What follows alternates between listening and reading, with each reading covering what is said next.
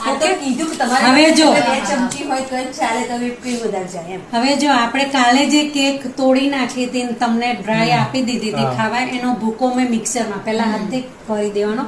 મિક્સરમાં ચાલુ બંધ 2 વખત કરશો એટલે આ ભૂકો થઈ ગયો.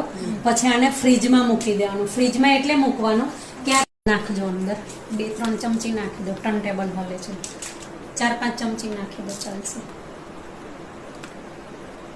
બસ હવે આ પ્રોફેશનલ વે કે એક લુક અલગ આવશે. આ રીતે જ્યાં જ્યાં બાકી હોય ત્યાં તમને દેખાય.